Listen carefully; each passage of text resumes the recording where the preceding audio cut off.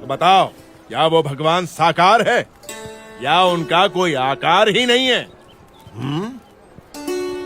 भगवान कभी निराकार नहीं हो सकते। यदि भगवान निराकार होते तो उनके द्वारा निर्मित ये सृष्टि कैसे साकार होती? अरे, जिन्होंने इस साकार सृष्टि की रचना की है, वे भगवान कैसे बिना आकार के हो सकते हैं? शास्त्रों में भगवान के दिव्य स्वरूप का कितना अद्भुत वर्णन है। वे तो सदा साकार हैं। वेद में कहा है कि स ईक्षत, यानी भगवान ने देखा।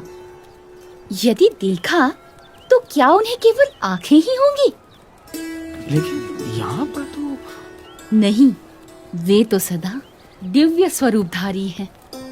घनश्याम का तर्क कितना ठीक और सटीक है। साधु साधु। ये तो कोई विद्वान है या फिर स्वयं भगवान। अभिनंदन, धन्य प्रभु। साधु साधु।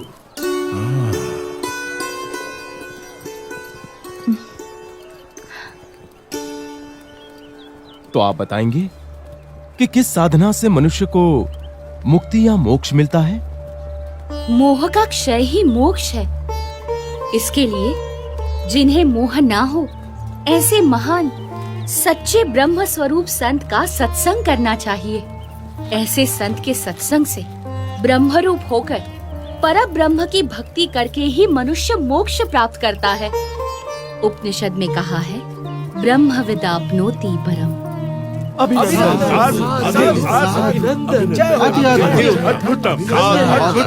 प्रभु। अभिनंदनम। धन्य धन्य प्रभु।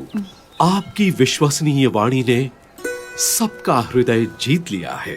यदि हम वर्षों तक चर्चा करते रहते तो भी हम सभी शास्त्रों के सार रूप इस उत्तर तक न पहुंचते, मगर हम जैसे विद्वानों की इतनी बड़ी सभा में निसंशय घनश्याम ने निश्चलता और निर्भयता से ये कर दिखाया है।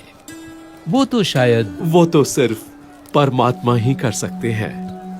मैं काशी का राजा घनश्याम प्रभु का सम्मान करता हूँ। बोलो घनश्याम प्रभु की जय। बोलो घनश्याम प्रभु की जय। बोलो घनश्याम प्रभु की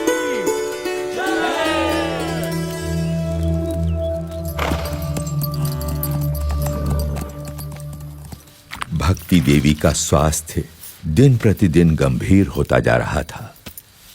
उनके जीवित रहने की संभावना कम होती जा रही थी, परंतु उनके मन में पुत्र घनश्याम के स्वरूप की महिमा उत्तरोत्तर बढ़ती ही जा रही थी। घनश्याम, हाँ माँ। तुम मेरी कोख से जन्मे, परंतु मैं तुम्हें कभी भी यथार्थ नहीं समझ पाई। फिर भी मुझे इतना विश्वास जरूर है कि मुझे तुम्हारे रूप में साक्षात भगवान मिल चुके हैं। लेकिन अब मुझे सिर्फ इतना ही समझाओ कि किसी अन्य मुमुक्षु को सदा के लिए भगवान से भेंट करनी हो तो वो कैसे संभव है? हाँ माँ, सच्चे भगवानमय संत के सत्संग और प्रसंग से मुमुक्षु को भगवान की भेंट होती है।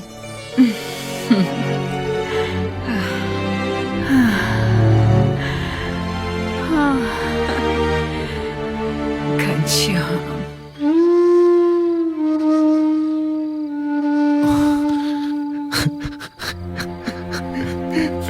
पिताजी।